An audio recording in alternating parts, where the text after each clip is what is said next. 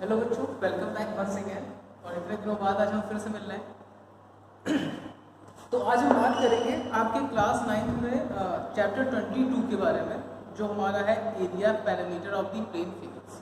ठीक, तो सबसे पहले हम समझेंगे कि फिगर्स होते क्या हैं। ठीक, तो फिगर्स की बात करें तो इनको हम दो कैटेगरी में डिवाइड कर रहे हैं। पहला फिगर है हमारा ओपन और दूसरा है हमारा क्लोज्ड फिगर। ठीक, अब क्लोज जैसा कि इसका नाम ही है कि ओपन और क्लोज्ड। ओपन फिगर वो होंगे जो खुले होंगे और क्लोज फिगर वो होंगे जो बंद होंगे। ठीक, कंडीशन हमने ये रखी कि ऐसे फिगर जिनकी साइड्स नंबर ऑफ साइड जिनमें दो हो या दो से कम हो। ठीक, और ऐसे फिगर जिनकी नंबर ऑफ साइड्स 3 हो या 3 से ज्यादा हो, वो हमारे क्या हो जाएंगे क्लोज, और ये हमारे क्या हो जाएंगे ओपन। अब जैसे कि मान लो हमने ये ले लिया, ये ऐसा फिगर है कि जिसमें दो साइडें हैं, एक है हमारी ए बी और एक है हमारी ए सी। खुला हुआ भाई, इधर से खुला हुआ। वहीं पर अगर इसी में हम 3 साइडें लगा लेते, ए बी सी, एक ये दो और ये हमारी 3 साइडें हो गई। अब ये देखो बंद हो गया। ठीक, तो क्लोज फिगर के लिए हमें मिनिमम कितनी साइडें चाहिए? 3 साइडें चाहिए। तो ऐसे फिगर जिनमें नंबर ऑफ साइडें 3 हो या 3 से ज्यादा हो। ठीक है, अब जैसे कि हम ये फिगर ले लें, यहाँ पे नंबर ऑफ साइड कितनी 1 2 3 और 4 साइडें हैं। ये हमारा क्या क्लोज है। अब जैसे कि ये ले लिया हमने, एक लाइन है, इसमें सिर्फ एक ही है लाइन। ठीक, यहाँ पे 2 थी, तो ये सारे फिगर हमारे क्या खुले हुए हैं, यानी कि ओपन। तो जो चैप्टर 20 है वहां पे हम बात करेंगे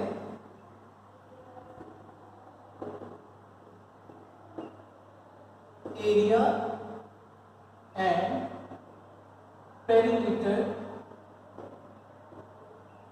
ऑफ प्लेन फिगर।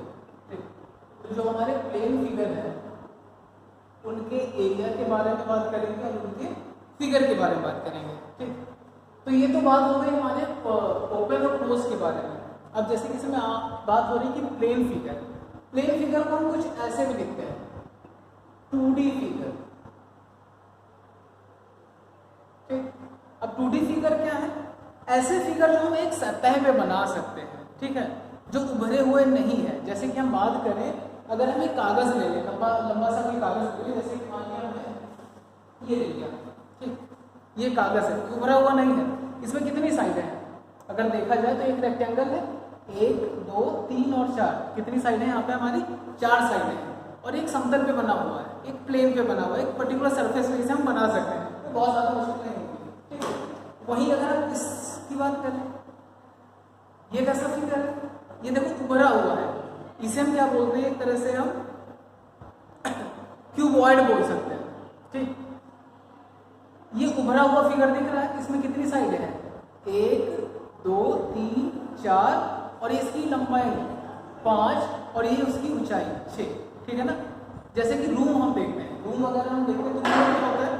एक हमारी ऊपर वाली छत होती है, एक नीचे वाली छत होती है। 2 सरफेस हो गई, लेफ्ट हैंड पे एक सरफेस है, एक राइट हैंड पे सरफेस है, एक हमारे सामने सरफेस है और एक हमारे कितने एक पीछे सरफेस है। तो यहाँ पे कितनी सरफेसेस दिख रही हैं? 1 2 3 4 5 6 6 सरफेस दिख रही ना। तो ये किस तरह का फिगर है हमारा? ये 3D फिगर हो गया। ठीक है, तो चैप्टर 20 में हम किस तरह की बातें करेंगे? किस तरह के फिगर्स की बात करेंगे? हम 2D फिगर की बात करेंगे। ऐसे फिगर जो हम एक सरफेस पे बना सके। ठीक है ना, जो उभरे हुए फिगर्स नहीं है। ठीक, जैसे कि हमने बात करी ट्रायंगल्स की, इसे हम एक सरफेस, ये मान लीजिए बोर्ड है हमारा, ये भी एक तरह का प्लेन है, सरफेस है, इसको हमने ट्रायंगल ड्रॉ कर दिया। इस पे हम चाहें तो इस तरह से एकदम रेक्टेंगल ड्रॉ कर सकते हैं, कोई दिक्कत नहीं होगी। हम चाहें तो इस तरह से एकदम स्क्वायर ड्रॉ कर सकते हैं। ठीक, ये सारे के सारे फिगर क्या है? 2D फिगर है। तो 2D फिगर का मतलब क्या होता है? हमारे 2 डायमेंशनल। ठीक,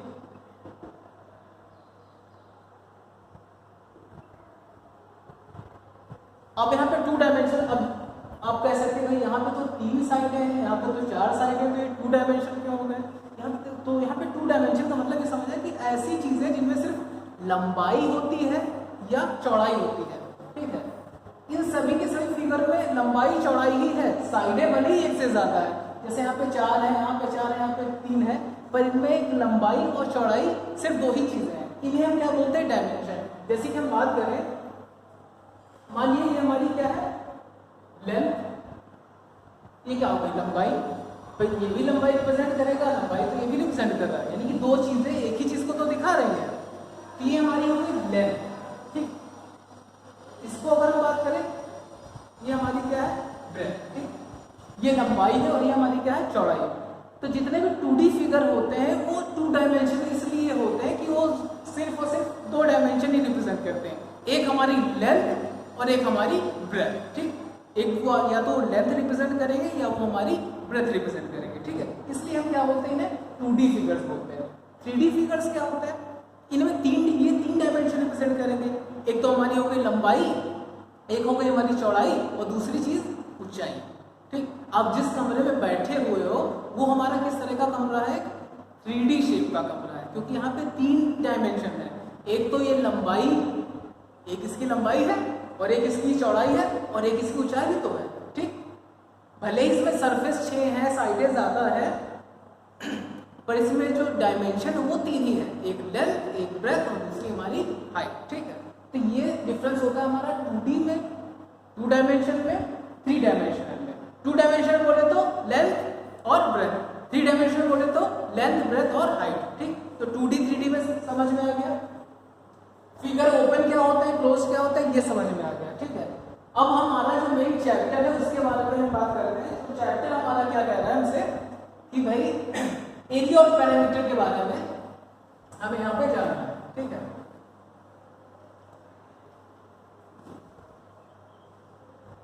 तो जितने भी हमारे ओपन फिगर है, ठीक है, ये ओपन फिगर में हम क्या निकाल सकते हैं? पैरामीटर। देखो पहली चीज क्या होती है? पैरामीटर होती क्या है?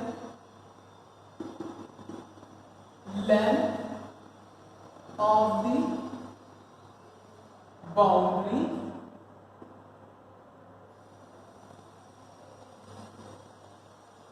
Of the figure. एरिया क्या होता है? द सरफेस enclosed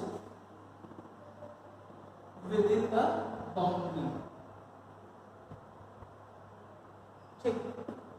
पेरीमीटर क्या है? Length of the boundary. कोई भी हमारा फिगर दे रखा है, उसकी जो भी बाउंड्री उसको नाप लो। जैसे कि हम बात करें ओपन फिगर, यहां से हमने नापा, यहां से यहां तक नापा था, भाई जितनी भी लेंथ था हमने लिख दी कि भाई ये 10 मीटर थी या ये हमारी 9 सेंटीमीटर थी, जो भी थी हमने लिख दी। ये हमारी क्या हो गई? पेरीमीटर। ये एक ओपन फिगर है, यहां से यहां तक हमने नाप दिया, अभी हमें पता चला कि हमारा कितना था? 5 सेंटीमीटर था, नाप दिया था, ठीक। ये हो गई बात हमारी पेरीमीटर की। ये ट्रायंगल दे रखा था, हमसे कह रहा है इसका पेरीमीटर बताओ। हमने यहां से चलना स्टार्ट किया, यहां तक पहुंचे, फिर यहां तक पहुंचे और वापस यहां तक आ गए। पूरी लेंथ हमने चल डाली, हमने गिन लिया कि भैया हमारा टोटल कितना था? ये 25 मीटर था, बस हो गया। तो पेरीमीटर क्या होता है? किसी भी फिगर की जो भी बाउंड्री है उसको पूरा नाप डालो, नाप के लिख दो, हो गया हमारा पेरीमीटर। एरिया क्या है? The surface enclosed with in the boundary. इस अब एक चीज आपको ध्यान देने वाली है, the surface enclosed with in the boundary. Boundary के अंदर जो सरफेस बंद है वो हमारा एरिया है। तो बात यहाँ पे क्या समझ में आ रही है कि एरिया हम वहीं पे निकाल पाएंगे जो बाउंड्री के अंदर बंद होगा। अब यहां से बात आती है ओपन और क्लोज की। भाई ओपन तो खुला है और ये निकालोगे कैसे? पॉसिबल ही नहीं है। तो एरिया वहीं निकलेगा जहां इनक्लोज होगा, यानी कि जो बंद होगा। तो नोट में क्या लिखो? नोट डालो, we can calculate the area of closed figure, ठीक है ना। यानी कि जो हमारे क्लोज्ड फिगर होते हैं हम सिर्फ उनके अंदर का एरिया बता सकते हैं। जो ओपन फिगर होते हैं वहां एरिया नहीं बता सकते। वहां हम क्या बता पाएंगे? हम इनका सिर्फ पेरीमीटर ही बता सकते हैं कि क्या होगा, एरिया नहीं बता सकते, ठीक है। तो एरिया वाला पोर्शन हमारा किस पे? पूरा का पूरा सेंट्रलाइज हो गया क्लोज्ड फिगर्स पे, यानी वही एरिया हमें वही पता चलेगा जो फिगर हमारे क्लोज हो गए, जैसे कि हमारे ट्रायंगल, जैसे कि हमारे रेक्टेंगल, स्क्वायर हो गए, क्वाड्रिलेटरल हो गए, जितने भी तरह के, ठीक है ना। हम सिर्फ और सिर्फ वही पे बता सकते हैं कि भाई इनका एरिया क्या होगा या क्या नहीं होगा, ठीक है। तो ये चीज समझ में आ गई।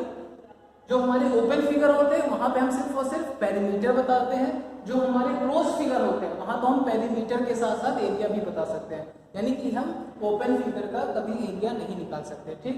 तो ये बात हो गई हमारी एरिया की और पेरीमीटर की, ठीक। पेरीमीटर क्या है? Length of the boundary of the figure. Area क्या है? The surface enclosed with the boundary, ठीक। अब हम बात आते हैं थोड़ा सा और डीपली।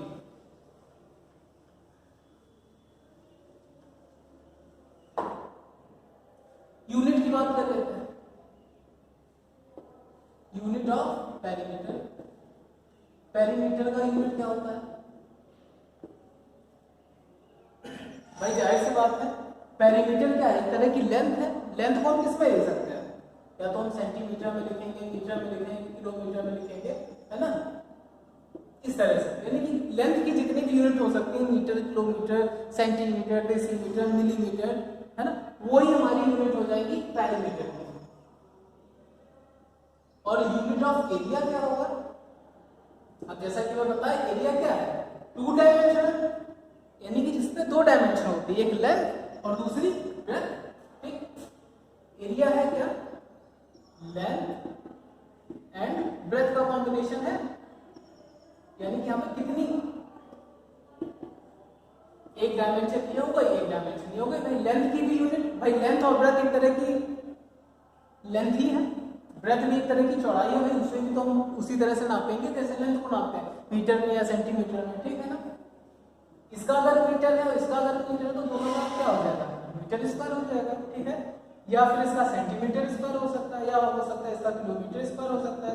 यानी कि लेंथ हमारी जिस फॉर्म में दे रखी होगी, है ना, जिस मीटर में दे रखी होगी या सेंटीमीटर में दे रखी होगी या किलोमीटर में दे रखी होगी, उसी में ही हम जो है इसका एरिया निकालेंगे, ठीक है। तो बेसिकली इसको लिख लो, यूनिट पढ़ते इसे क्या है? स्क्वायर मीटर या स्क्वायर सेंटीमीटर, है ना, या स्क्वायर किलोमीटर, ठीक। तो हमने क्या लिख दिया? स्क्वायर यूनिट, यानी यूनिट के ऊपर हमने 2 लगा दिया। अब अगर ये मीटर में दे रखी होगी तो हमने लिख देंगे मीटर, किलोमीटर में दे रखा होगा किलोमीटर लिख देंगे, सेंटीमीटर दे रखा होगा तो हम सेंटीमीटर लिख देंगे, चाहे जो भी दे रखा होगा कुल मिला के हमें वही रख देंगे, ठीक है। तो अब हम बात करते हैं, तो इस चैप्टर में सबसे पहले हम पढ़ेंगे पहली एक्सरसाइज में ट्रायंगल्स के बारे में, ठीक है, कि ट्रायंगल्स का एरिया जो है वो हम ऐसे निकालें, ठीक। तो आ जाते हैं फटाफट हम ट्रायंगल पे।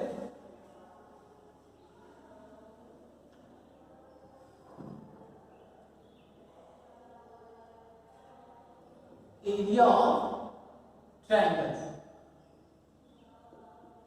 शुरू करते हैं। सबसे पहले हम बात करेंगे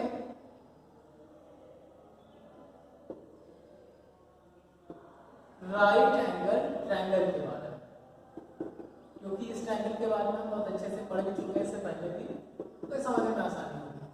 तो राइट एंगल ट्रायंगल क्या होता है? ऐसा ट्रायंगल जिसका एक एंगल हमारा कितने का हो?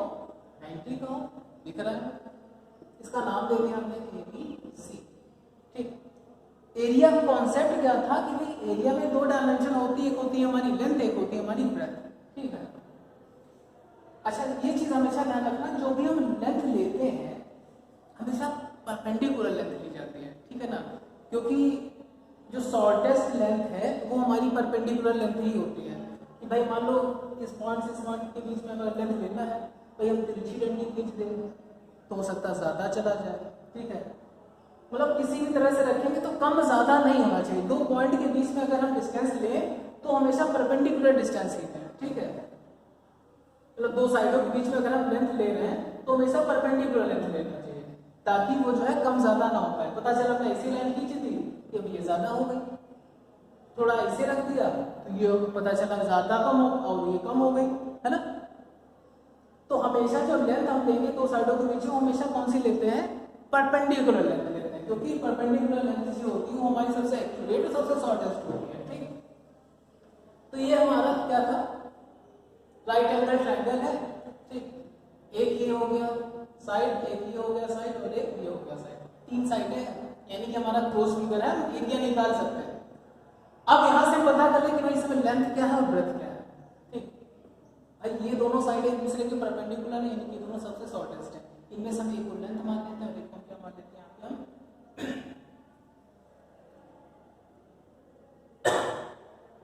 सॉरी ब्रेथ मान लेते हैं, ठीक है। तो राइट एंगल ट्रायंगल का जो एरिया होता है वो हमारा क्या होता है, 1/2 हाइट इंटू बेस, ठीक। ये हमारा पहला फॉर्मूला है किसका, राइट एंगल ट्रायंगल का, ठीक। अब इसके बाद दूसरे फॉर्मूले की बात करेंगे, दूसरा हमारा है स्केलेन ट्रायंगल। स्केलेन ट्रायंगल क्या होता है, ऐसा ट्रायंगल जिसकी तीनों साइडें क्या हो, एक दूसरे के बराबर ना हो। इसका नाम ए है, इसका नाम बी है और इसकी लेंथ क्या है हमारी सी, यानी सबकी अलग अलग लेंथ है, ठीक है। तीनों की जो लेंथ है हमारी वो क्या है, अलग अलग है। इस तरह के फिगर्स जिनमें तीनों साइडें क्या हो, डिफरेंट डिफरेंट हो, उसका एरिया निकालने का फॉर्मूला क्या है हमारा, यहाँ पे यूज करते हैं हीरोज फॉर्मूला का। हीरोज फॉर्मूला क्या होता है, सबसे पहले हम एस की वैल्यू निकालेंगे। एस हमारा क्या है, सेमी पेरीमीटर। पेरीमीटर पता है ना भाई, तीनों लेंथ को ऐड कर दो पेरीमीटर आ जाता है, तो सेमी पेरीमीटर क्या होगा, पेरीमीटर का आधा, यानी कि ये हो गया हमारा सेमी पेरीमीटर। एस बराबर A plus B plus C by 2। Formula क्या होता है, under root S into S minus A S minus B into S minus C. ये फॉर्मूला किसका है, स्केलेन ट्रायंगल का, ठीक। ये एक लौटा फॉर्मूला है जिसे हम हर तरह के ट्रायंगल्स में लगा सकते हैं। आप चाहो तो राइट एंगल ट्रायंगल में लगा लो, आइसोसेलेस ट्रायंगल में लगा लो, इक्विलैटरल ट्रायंगल में लगा लो, जिसमें चाहो उसमें लगा लो, कोई दिक्कत नहीं है, ठीक है। इसका जो हीरोज फॉर्मूला है वो हर जगह लग जाएगा, ठीक है। बट ये हमारे लिए थोड़ा सा एज है कि हमें पता है कि भाई अगर राइट एंगल ट्रायंगल है तो हम सिंपली इस तरह से लगा देंगे, हमारा टाइम बच जाएगा और आंसर भी आ जाएगा जल्दी से, ठीक है। तो ये दो फॉर्मूले हो गए। तीसरे पहुंचते हैं, तीसरा फॉर्मूला हमारा है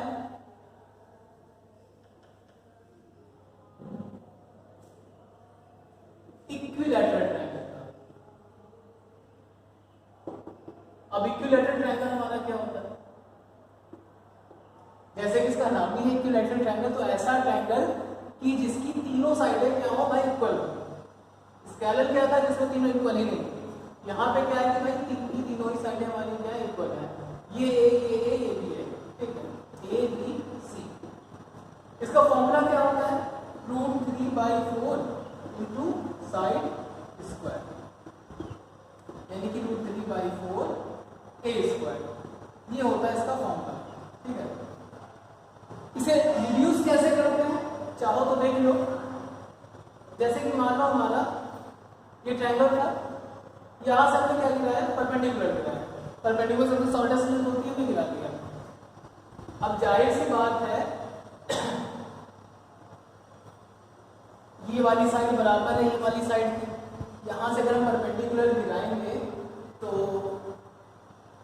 ये जो साइड, ये जो हमने परपेंडिकुलर लिया है, ये जो परपेंडिकुलर है, ये इस वाली साइड को तो इक्वल पार्ट्स में डिवाइड कर देंगे। ये पूरी लेंथ एक ही तो किसमें डिवाइड हो गई, a/2 और a/2 में, ठीक। अब हम क्या करें, ट्रायंगल का एरिया हमने देखा था किसके बराबर था, 1/2 height into base.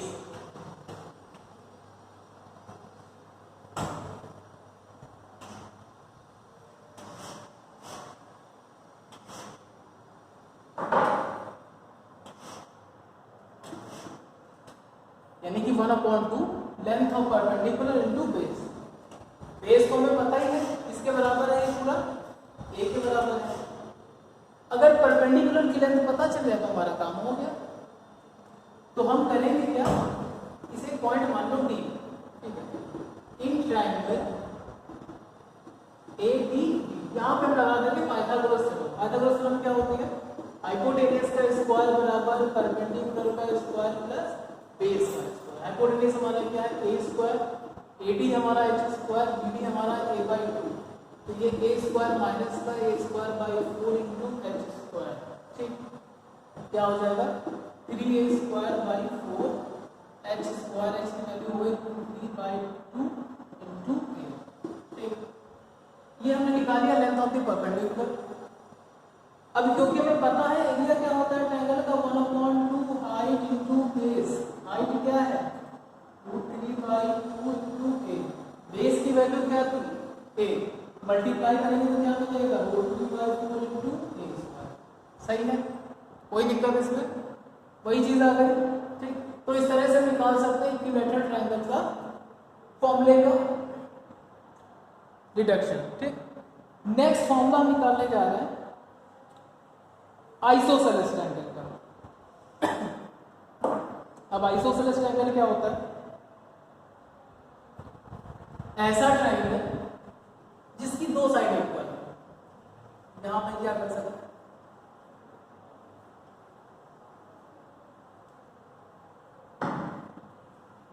Fourth formula है हमारा आइसोसेलेस ट्रायंगल। ऐसा ट्रायंगल जिसकी दो साइडें इक्वल है और तीसरी अपोजिट है। तो मान लिया कि भैया ये वाली साइडें हमारी इक्वल है और ये हमारी क्या है अपोजिट है, इसको ए नाम दे दिया, इसका नाम दे दिया, ये हमारी हो गई बी। ठीक, तो इसके फॉर्मूले का कैसे निकाल सकते हैं हम जरा देखते हैं।